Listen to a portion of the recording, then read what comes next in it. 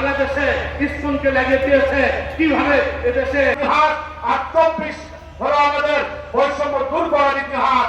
এই তারা নেতা আপনার কথা ভাবে না, তারা ভাবে নিজেদের সন্তানের কথা। তাদের 2000 ছাত্র জনতা বাংলাদেশে রক্ষা হবে, মুক্ত তৈরি করতে হবে, ঘরে ঘরে আমাদেরকে পৃথিবীর তৈরি করতে হবে না। আর একটা বড় বৈশিষ্ট্য, ক্ষমতায় টিকে থাকার জন্য পার্শ্ববর্তী দেশ কোন অক্ষর, বাংলা অক্ষর না ইন্ডিয়ান হিন্দি অক্ষর আমরা কেউ জানি না। সেইটা মেধা না কোটা, এই মেধাকে বাস্তবায়ন করা। ইঞ্জিনিয়ার গোলাম কবির, ইঞ্জিনিয়ার গোলাম কবির, আমাদের রায় যদি বাস্তবায়ন করা না হয় বাংলার জমিনে ইনশাআল্লাহ আমাদের চাহিদা দেশের সুশাসন প্রতিষ্ঠা হবে। আমরা এই দেশের সরকার বলে আমি আমার বক্তব্য উন্নয়নের জোয়ার তৈরি করেছিল বিএনপি ক্ষমতা।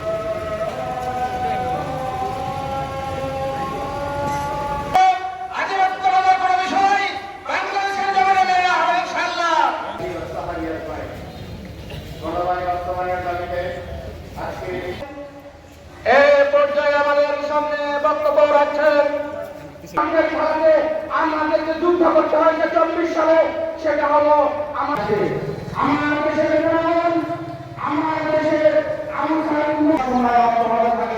যে থেকে গড়ে ওঠা একটা দল আমাদের।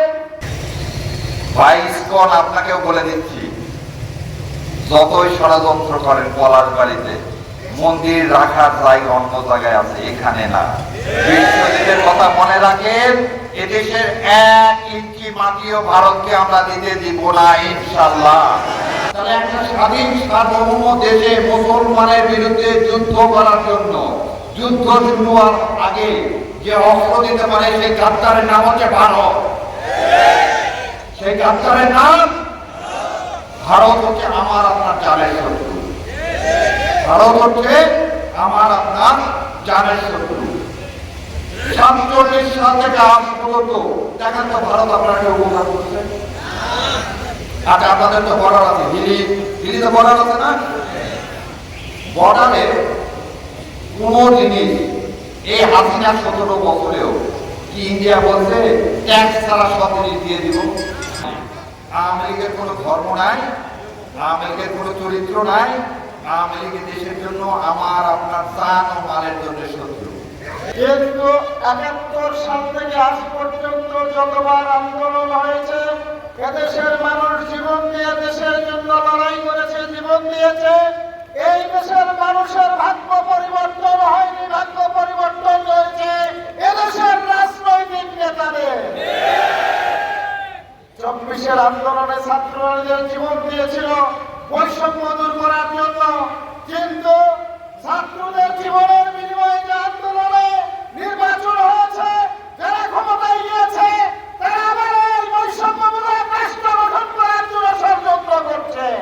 আলোচক, আলোড়ন সৃষ্টিকারী জনাব প্রধান অতিথি, আজকের এই জনসভার সম্মানিত 11 দলের জেলা উপজেলা পর্যায়ে নেতৃবৃন্দ, আবু সাইদ মুক্তিযুদ্ধের বুকের রক্ত দিয়ে আবার নতুন স্বাধীনতা করেছে।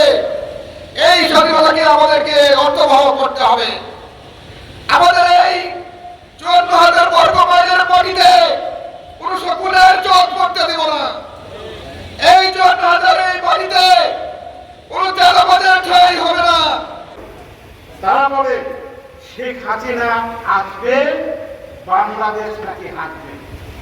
আমরা বলি সিসি হাসিনা, লজ্জাই বাঁচি না। শেখ হাসিনা ফাঁসির বসে ঝুলবে, বাংলাদেশ আসবে। তারা এটিএম শাহরিয়ার কবির এ পর্যায়ে আজকের এই বিশাল জনসভায় প্রধান অতিথির বক্তব্য রাখছেন বাংলাদেশ সুপ্রিম কোর্টের বিশিষ্ট আইনজীবী, টকশোবিদ ব্যারিস্টার এস.এম. শাহরিয়ার কবির। জেলা এবং গণভোটের উদ্দেশ্যে যে জনসভার আয়োজন হয়েছে, এই জনসভা যেন সফল হয়, এই বলে আমি আমার বক্তব্য শেষ করছি। আসসালামু আলাইকুম। সভার সম্মানিত সভাপতি, প্রধান অতিথি, এবং